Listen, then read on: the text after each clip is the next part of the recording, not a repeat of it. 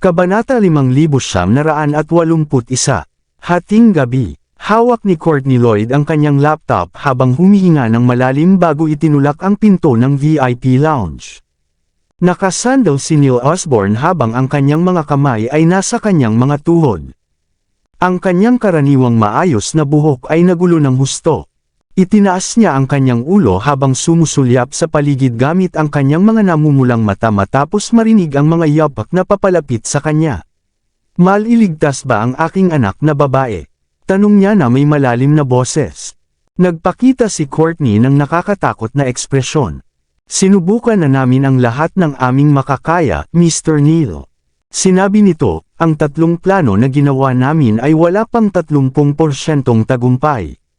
Hindi kami maglakas loob na gumawa ng anumang aksyon. Iminumungkahi namin na humanap ka ng isang eksperto na bihasa sa parehong kasanayan sa medisina at martial arts upang makatulong. Hindi ba yan ang ginagawa ninyo?" Malamig na tanong ni Neil. Mapait na tumawa si Courtney.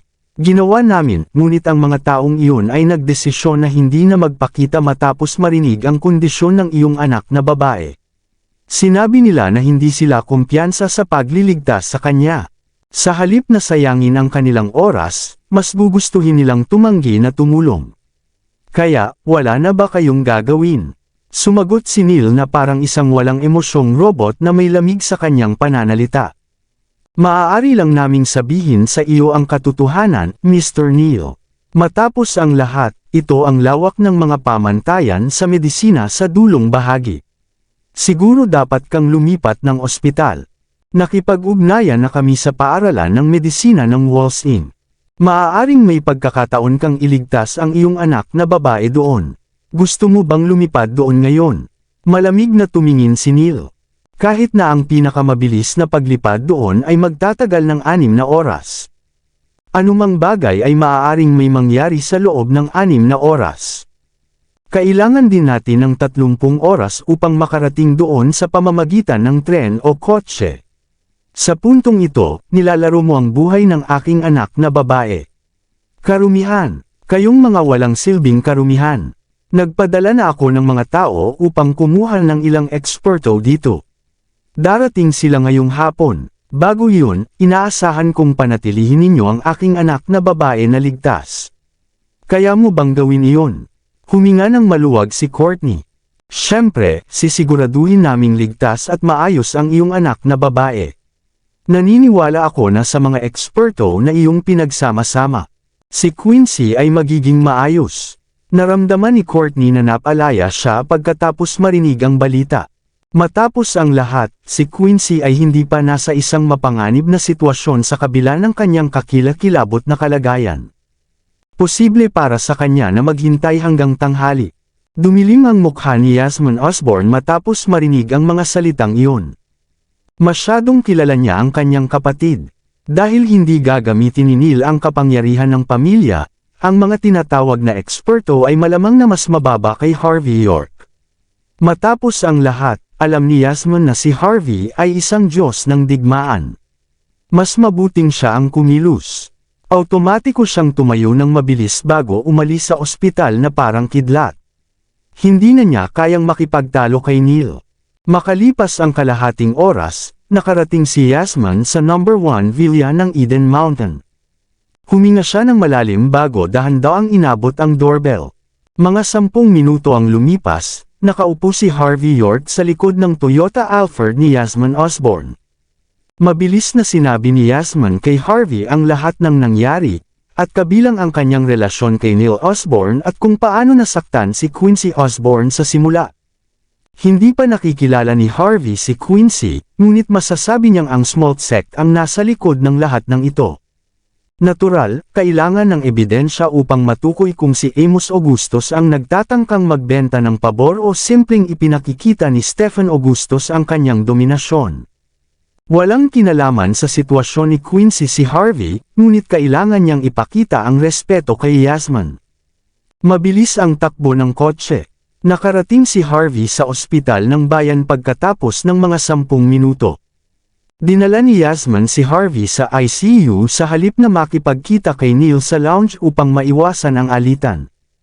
Sumulyap si Harvey sa magandang babae na may maputlang mukha sa pamamagitan ng isang malaking bintana. Alam kong wala kang kinalaman dito, Sir York. Masasabing hindi rin gusto ng aking kapatid ang iyong presensya. Ganyan siya, pakisamahan mo na siya at patawarin mo siya. Iligtas mo ang aking pamangkin. Anumang bagay ay gagawin ko kung gagawin mo iyon. Tumawa si Harvey. Dahil ikaw ay mula sa Lungmen, at tinatawag mo ring young master, at ang batang babae ay nagkaganito pagkatapos pumunta sa aming Budokan, ay natural lamang na tulungan mo. Hindi mo kailangang mag-atubili. Parang sobrang tuwang-tuwa si Yasmin bago pinasenyasan ang mga tauhan na buksan ang pinto para makita ni Harvey ang loob. Itinaas ni Harvey ang kanyang makinis na kamay bago ipinatong ang kanyang mga daliri sa kanyang palso. Kaya kung tulungan siya, hindi ito magiging masyadong problema. Agad na natuwa si Yasmin matapos marinig ang mga salitang iyon. Ano ang rate ng tagumpay? Ngumiti si Harvey. 100%. Natural lamang kung magdedesisyon akong iligtas ang isang tao. Bago pa man makasagot si Yasmin, bumukas ang pinto. Isang malamig na tono ang narinig pagkatapos nito. Ang mga kabataan ba ngayon ay ganito na kamapagpanggap? Sino sa tingin mo ang iyong sarili? Automatiko na tumingin si Harvey bago makita sina Neil Osborne at Courtney Lloyd. Malinaw na nagmadali silang pumunta pagkatapos makarinig ng balita mula sa mga tauhan ng medikal. Lalo kang nagiging mayabang simula nang kunin mo ang pamumuno sa sangay ng Lungmen sa outskirts, Yasmin. Sinabi ko sa iyong itigil ang pakikipag-usap sa taong iyon. At gayon paman, dinala mo siya dito para lokohin ang lahat. Biro ba ako sa iyo? Puno ng galit si Neil. Kinagat ni Yasmin ang kanyang maputlang mga labi bago siya nagsalita. Neil, young master. Automatiko na tumingin si Yasmin kay Harvey bago binago ang kanyang mga salita. Si Sir York ay isang pambihirang martial artist. Walang iba pang mas mahusay kaysa sa kanya sa dulong bahagi. Ililigtas niya si Quincy. Sobrang kumpiyansa rin siya. Nagpakita si Yasmin ng isang determinadong tingin. Natural na hindi siya nag-alinlangan kay Harvey. Biglang inihinto ni Courtney Lloyd ang pagsasalita ni Yasmin Osborne sa pamamagitan ng pagtaas ng kanyang kamay at naglakad na parang mayabang sa harap sa kanyang mataas na takong.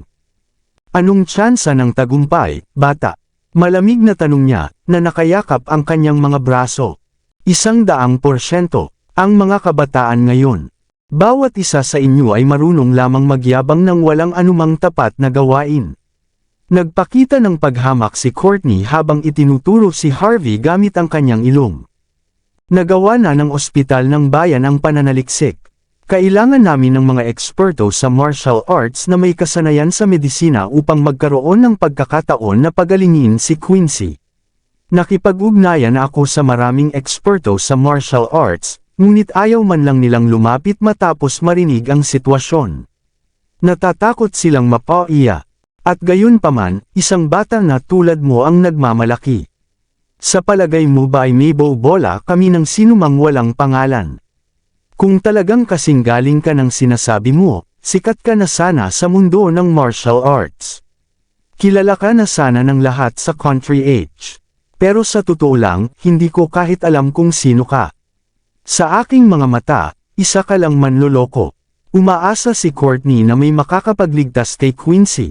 Ngunit hindi siya papayag na basta-basta hayaan ang isang hindi kilalang tao na gawin iyon. Matapos ang lahat, ang kanyang layunin ay panatilihing buhay si Quincy. Kung siya ay mamamatay dahil kay Harvey, sino ang mananagot? Sa tuwing nagmamalaki si Harvey tungkol sa kanyang sarili, lalo lamang gustong patahimikin siya ni Courtney. Kung hindi, magmumukha siyang walang silbi kung ikukumpara sa kanya. Nakatitig din ang mga tauhang medikal sa likod ni Courtney kay Harvey nang may panghahamak. Lahat sila ay naniniwala na si Harvey ay simpleng nagiging mayabang sa puntong ito. Normal lang na hindi mo malaman, tugon ni Harvey.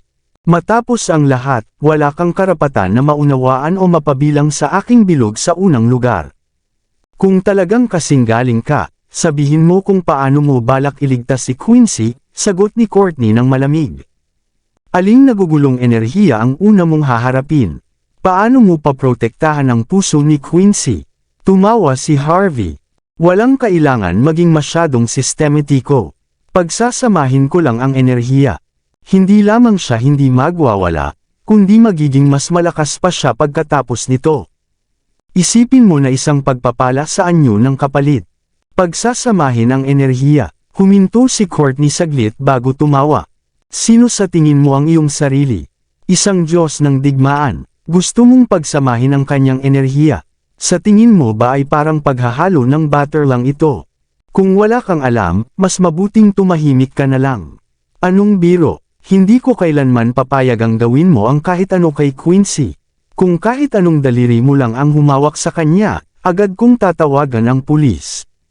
Nagpakita si Courtney ng isang mapag-alaga na ekspresyon habang tinitingnan si Neil. Sinungaling ang taong ito. Kailangan mong manatiling matatag. Huwag hayaan siyang gumawa ng kahit ano sa iyo. Titingnan namin ang mga anghel na nakaputi para matiyak na mabubuhay si Quincy hanggang 12 oras. Sumang-ayon ang iba pang mga tauhang medikal ng sabay-sabay. Matapos ang lahat, hindi na sila mananagot sa anumang bagay pagkatapos noon. Hindi na napigilan ni Yasmin Osborne na magsalita matapos marinig ang mga salitang iyon. Courtney, isa ka lang doktor. Alam mo ba ang tungkol sa martial arts? Dapat ka nang tumigil sa pagpapanggap. Hindi ko alam ang martial arts, ngunit magaling akong humusga ng tao. Isang manloloko siya sa kahit anong paraan mo siyang tingnan. Magtiwala ka kay Neil. Sir York, sapat na. Tumingin si Neil Osborne ng masigasig habang ginagawa ang kanyang huling desisyon. Alam kong hindi ko dapat payagan ng isang katulad ni Harvey na tumulong. Hindi ko kailangan mong ipaalala sa akin, Director Courtney. Hindi ko talaga pinaniniwalaan na isang batang lalaki tulad niya ay kayang makapagligtas. Hindi ko rin kailanman pagtitiwalaan ang isang random na walang pangalan sa buhay ng aking anak na babae. Matapos isipin ang nangyaring insidente kay Harvey, kung maililigtas niya ang anak na babae ni Neil, mas lalala pa ang kanilang relasyon. Hindi ko alam kung paano mo nakuha ang tiwala ng aking kapatid, bata, sabi ni Neil, na malamig na nakatitig kay Harvey. Ngunit sinasabi ko ito sa iyo ngayon. Ayaw kong makialam sa iyo. Wala tayong kinalaman sa isa't isa, at wala tayong magiging kinalaman sa isa't isa pagkatapos nito. Huwag mong subukang makuha ang aking pabor sa pamamagitan ng pagligtas sa aking anak na babae. Sa totoo lang, kahit na isa kang eksperto sa martial arts, wala kang karapatang narito. Isa ka pa ring bata, ngunit hindi mo nauunawaan na laging may mas mahusay na tao kaysa sa iyo. Hindi lamang isang Diyos ng digmaan. Kahit na ang isang simpleng disipulo ng lungmen ay kayang talunin ka. Paano ka naglakas loob na magmalaki sa harap ko? Umalis ka dito. Itigil mo ang kahihiyan dito. Malapit nang dumating ang mga eksperto na inimbitahan ko mula sa Floatwell. Nag-gesture si Neil na nagpapahiwatig kay Yasmin na umalis kasama si Harvey. Hindi mo ba kayang magtiwala kahit isang beses? Sigaw ni Yasmin habang kinakagat ang kanyang mga ngipin. Dapat mong malaman na siya ang umalis. Malamig na sumigaw si Neil. Umalis ka ngayon, batang lalaki. Dapat mo nang itigil ang pagpapahiya sa iyong sarili, sabi ni Courtney, na malamig na nakatingin kay Harvey. Hindi tinatanggap ng ospital ang mga katulad mo. Naiintindihan mo ba? Umabot si Harvey kay Yasmin, na nagsinyas sa kanya upang huminto sa pagsasalita.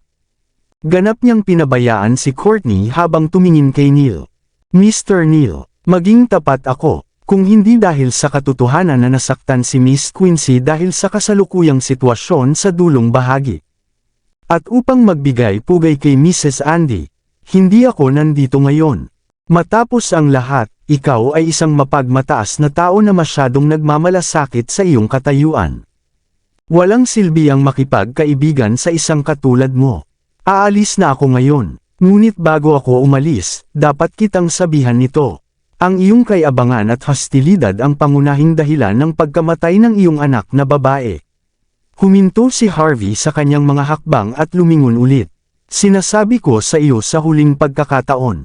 Hindi lamang ang dulong bahagi. Maaaring ako ang tanging tao na makakapagligtas sa iyong anak na babae dito sa Country H, marahil kahit sa buong mundo. Maraming salamat sa lahat ng sumusubaybay. Please subscribe and follow my YouTube and Facebook channel, Filipino Novel. Maraming salamat po. Kabanata 5985. Tumawa si Neil Osborne mula sa galit. Ikaw lang. Gaano kakayabang? Ang ibang mga eksperto ay nag-e-ensayo lamang ng isang martial art. Magaling ako sa ilan, katulad ng iyong anak na babae. Tanging ako ang nakakaalam kung gaano kakomplikado ang kanyang sitwasyon ngayon. Umaasa akong hindi mo pagsisisihan ang iyong desisyon. Matapos ang lahat, walang gamot para dyan. Pagsisisi, nagpakita si Neil Osborne ng malamig ngunit kalmadong ekspresyon. Walang salitang iyon sa aking diksyonaryo. Sinasabi mo bang ikaw lang ang makakapagligtas kay Quincy? Ano, talaga bang iniisip mong ikaw ang pinakamagaling sa buong mundo? Hindi mo alam na labis mong pinapahalagahan ang iyong sarili. Hindi mo kahit nauunawaan na laging mayroong mas mahusay kaysa sa iyo. Sabihin ko sa iyo, ang mga eksperto na inimbitahan ko ay mga mataas na opisyal ng Martial Arts Alliance ng bansa. Lahat sila ay mga kilalang tao sa mundo ng martial arts. Ang mga taong ito ay kumakatawan sa rurok ng martial arts sa bansa. Sisiguraduhin kung bubuksan mo ang iyong mga mata ngayon. Naturally, ang isang mayabang na tao tulad ni Neil ay hindi sanay na nagpapakita si Harvey York sa harap niya. Dahil dito, plano niyang durugan si Harvey sa harap ng lahat. Sa sandaling iyon, biglang pumasok ang kanyang sekretarya na may kasiyahan. Mr. Neil, nandito na sila. Ang mga eksperto na inimbitahan mo ay nandito na. Welcome sila. Sigaw ni Neil na puno ng saya. Gumamit lamang siya ng kanyang sariling koneksyon nang walang tulong ng pamilya. Kahit na ang mga eksperto ay hindi ang pinakamahusay sa mundo, sila ay lubos na kahanga-hanga. Hindi lamang nais ni Neil na iligtas ng mga taong ito si Quincy, kundi nais din niyang ganap na ipahiya si Harvey. Ano, hindi ka aalis? Patuloy mo bang pinapahiya ang iyong sarili? Ipinagmalaki ni Courtney Lloyd na nakakross ang mga braso bago kayang tingnan si Harvey ng may paghamak. Matapos makita ang tanawin, nagbigay si Yasmin Osborne ng awkward na tawa. Gumawa si Harvey ng isang gesture na may kalmadong hitsura habang naglalakad patungo sa pinto. Agad na sinundan siya ni Neil at ng iba pa. Hindi nagtagal, pumasok ang isang dignidad na lalaking nakasuot ng puting robe. Natigilan siya nang makita si Harvey. Sir York, sigaw niya habang natatapilok. Natigilan din sina Neil, Courtney, at ang iba pa. Ang lalaking pumasok ay walang iba kundi si Justin Walker. Siya ang Vice Branch Leader ng Longmen Branch sa Mordo. Hindi lamang siya labis na may kakayahan, kundi mayroon ding napakalaking katayuan. Bakit siya tatawag kay Harvey sa titulong iyon? Bahagyang tumanggo si Harvey bago umusad pa sulong. Isang magandang babae na nakasuot din ng robe ang nakita. Natigilan siya saglit bago nagpakita ng masiglang ekspresyon. Sir York, natigilan na naman sina Neil at ang iba pa. Ang babae ay si Lane na Iswell, isang outer disciple ng Golden Palace at siya ring head instructor ng Martial Hall sa Flutewell. Ang kanyang pagkakakilanlan at lakas ay hindi gaanong kahanga-hanga sa mundo ng martial arts. Sa sandaling ito, pumasok ang isang lalaking nakasuot ng purpurang robe na may kalahating dosenang disipulo sa likod niya. Ang lalaki ay ang kasalukuyang master ng Heaven's Gate, si Prince Gibson. Bilang isa sa mga masters ng Sacred Martial Arts Training Grounds at miyembro ng konseho ng Country H Martial Arts Alliance, ang impluwensya ni Prince sa mundo ng martial arts ay labis na malaki. Hindi napigilan ni Neil na lumapit upang batiin siya. Bago pa magsimula si Prince na magpakita ng kayabangan, nakita niya si Harvey sa sulok ng kanyang mga mata. Mabilis siyang lumapit kay Harvey. Sir York, bakit ka nandito? Nagpakita sina Courtney at ang iba pa ng mga nakakatakot na ekspresyon nang makita nilang pinagmamalasakitan ni Prince si Harvey. Hindi nila inaasahan na ang mga eksperto na inimbitahan ni Neil ay magpapakita ng napakaraming respeto kay Harvey. Gawin ang inyong makakaya, sabi ni Harvey, na walang intensyon na sawayin si Prince at ang iba pa. Ito ay isang bihirang pagkakataon upang magbigay ng pabor kay Mr. Neil.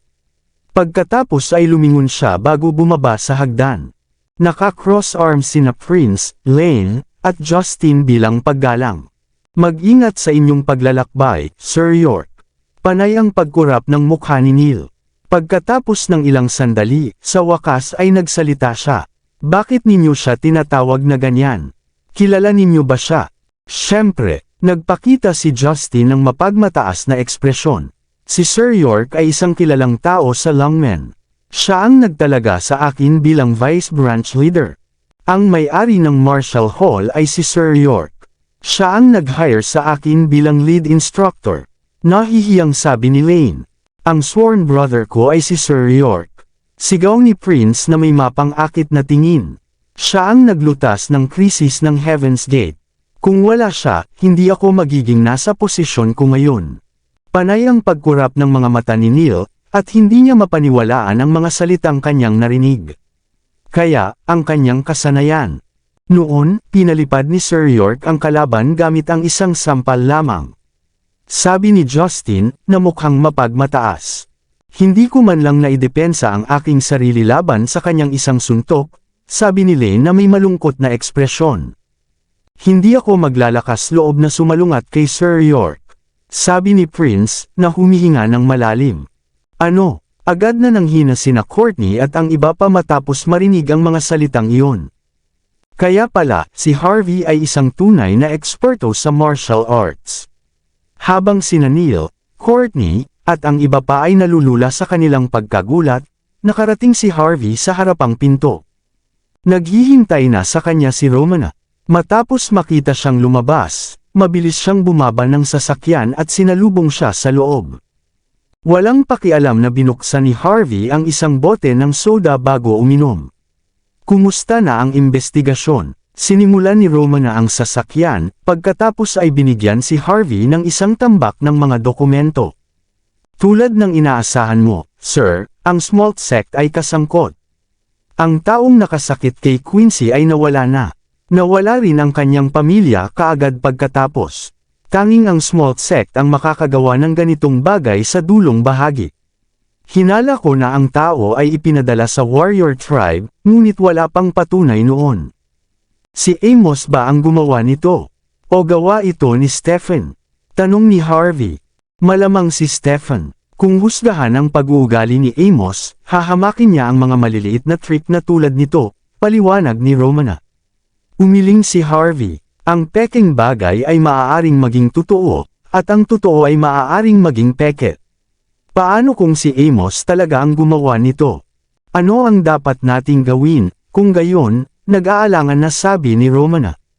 Wala, huwag mong subukang tanggalin ang mga lead, at huwag mong hayaang malaman ng sinuman na nalaman na natin ang sitwasyon. Sumulyap si Harvey sa labas ng bintana. Dahil madali nating nalaman ang lahat ng ito, magagawa na ni Neil at Yasmin ang dapat gawin pagkatapos nilang kumalma. Kung sasabihin natin sa kanila ngayon, iisipin nilang itinago natin ang katotohanan. Matapos ang lahat, ang lalaking iyon, tumawa si Harvey. Nakatingin sa kanya si Romana nang may pagtataka, at nalaman na ni Harvey ang buong pagkatao ni Neil. At gayon paman, patuloy pa ring sinusubukan ng lalaking iyon na lumaban. Anong biro? Tama, kumusta na si Quincy ngayon? Tanong ni Romana. Maayos siya. Plano kong tulungan siya para kay Yasmin, ngunit hindi ako pinayagan ni Neil. Masyado siyang nagmamalasakit sa kanyang reputasyon. Nakuha niya ang tulong ni na Prince at ng iba pa. Kilala ko ang tatlong iyon, at hindi nila maililigtas si Quincy, ngunit hindi mahirap para sa kanila na panatilihin siyang buhay. Kung pumanhik si Neil para sa aking tulong, pag-iisipan ko. Ngunit kung magiging matigas pa rin siya, wala nang masisisi kundi ang kanyang sarili. Gusto kong gamitin siya laban sa Smalt Sect, ngunit wala na akong pakialam kung hindi siya nasa panig natin. Naisip ni Romana ang isang bagay. Paano kung si Neil ay masyadong desperado upang humingi ng tulong sa Great Wall ng Smalt Sect? Hindi ba tayo mapipilitang manatiling pasibo? Umiling si Harvey. Hindi. Malalaman niyang tiyak na ang Smalt Sect ay sangkot sa sitwasyon. Kapag nalaman na niya iyon, hindi na siya papanhik sa small sect para sa tulong, kahit na masira ang buong pamilya niya. Kahit na kumilos sina Amos o Stephen para sa small sect, may tatama sa kanilang plano. Ang plano ay hindi gagana. Naisip ni Romana ang sitwasyon. Ang Desert Province ay may sacred martial arts training ground, ang Carrion Palace. Hindi sila makikialam, sabi ni Harvey. Kung matalino sila, makikita nilang ang dulong bahagi ay isang tikang time bomb ngayon. Ang mga sacred martial arts training grounds ay karaniwang nagmamalaki, ngunit hindi nila hahayaang magkaroon ng problema ng basta-basta. Okay lang na tulungan si Neil, ngunit iba na ang kwento kung sasalungat sa small sect at sa Carrion Palace. Madali at mabilis na ipinaliwanag ni Harvey ang lahat. Batay sa kasalukuyang sitwasyon, may mga taong may kakayahang iligtas si Quincy. Gayunpaman, pinipigilan sila dahil sa mga puwersang kanilang kinabibilangan. Dahil dito, si Harvey ang malamang na tanging God of War na makakapagligtas sa kanya ng walang anumang paghihigpit. Kinabukasan, nag-vibrate ang kanyang telepono habang tapos na siyang mag-almusal. Sumulyap siya sa screen bago sinagot ito. Paano mo nakuha ang aking numero, Mrs. Yasmin? Nag-freeze si Yasmin, pagkatapos ay bumantong hininga. Kaya alam mo na, ngumiti si Harvey. Mag-usap tayo ng negosyo. Huminga ng malalim si Yasmin. Ginawa ng lahat ang kanilang makakaya kahapon. Dinala pa nga ni Prince ang sikretong gamot ng Heaven's Gate upang protektahan ang puso ni Quincy. Kahit na ganoon, hindi nila nagawang harapin ang kanyang nagugulong enerhiya sa huli. Nakakapit si Quincy sa buhay ng kaunti pang panahon, ngunit nandyan pa rin ang problema.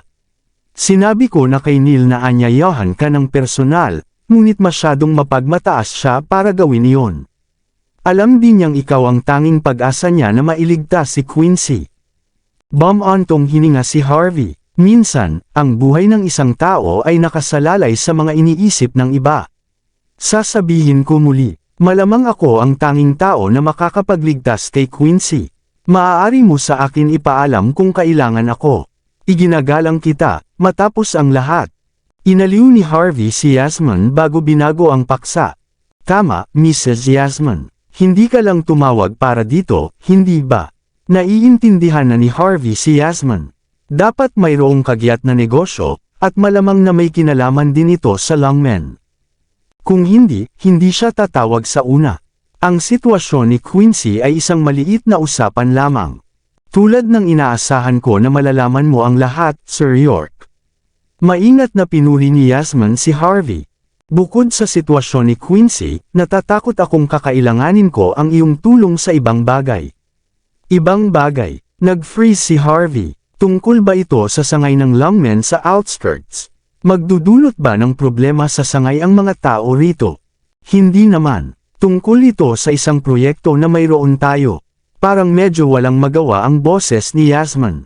Dapat sana ako ang namamahala, ngunit hindi ko basta-basta maiwanan ang ospital. Wala pang gaanong karanasan ang aking anak na babae, at natatakot akong lokohin siya ng iba. Umaasa akong maaari kang tumulong sa kanya upang maprotektahan ang mga interes ng lungmen. Mabilis na pumayag si Harvey na tumulong dahil tungkol ito sa lungmen. Wala naman siyang gagawin sa susunod na ilang araw. Maganda ring tingnan ang sangay ng lungmen sa outskirts. Matapos ang lahat, ang isang branch leader ay tiyak na malaking tulong sa kanya rito sa hinaharap. Napagdesisyonan niyang alamin ang kasaysayan at lakas ng sangay sa pamamagitan ng sitwasyon. Matapos tawagan si Romana, sumakay si Harvey ng taxi papunta sa sangay ng lungmen sa outskirts. Nakarating siya sa isang napakagandang patio. Ang patio ay malamang na isang produkto mula sa lumang panahon, napakalapag nito, ngunit dalawang palapag lamang ito.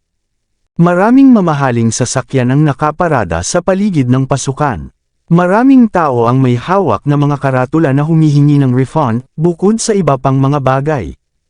Marami sa kanila ang nag-enroll sa Lungmen Budokan, ngunit lahat sila ay desperadong nagsisikap na lumayo sa lungmen. Mahigpit na nakasara ang pinto ng sangay upang mapanatili ang kapayapaan, ngunit ang mga taong nagdudulot ng gulo ay walang balak na tumigil doon. Sinisipa pa nga nila ang pinto, desperado na sinusubukan itong buksan. Ito ang unang pagkakataon na nakatagpo ang lungmen ng ganitong sitwasyon. Mabilis na naisip ni Harvey na ito ay gawa ng small sect. Sa parehong oras, halos sigurado na siyang si Amos ang nagpasimula nito. Matapos ang lahat, ang mga bagay ay maaaring gawing peke sa parehong paraan. Ang mga taong gagawa ng ganitong bagay ay lagi nang mas gustong ipakita na hindi sila kasangkot. Sa isang banda, maabot ni Amos ang kanyang layunin ng walang kapintasan. Sa kabilang banda, maaari niyang gamitin ang pagkakataong ito upang ilipat ang sisi kay Stephen. Batay dito, dapat ay naisip na ni Neil ang katotohanan sa likod ng mga pinsala ng kanyang anak na babae. Kung hindi sana kumilos si Amos ng napakabilis. Hindi pinansin ni Harvey ang gulo sa harapan niya at pumunta sa gilid ng gusali ayon sa mga tagubilin ni Yasmin. Matapos makagawa ng tawag, nakita ni Harvey si Ernie na sumisilip mula sa isang siwang ng pinto.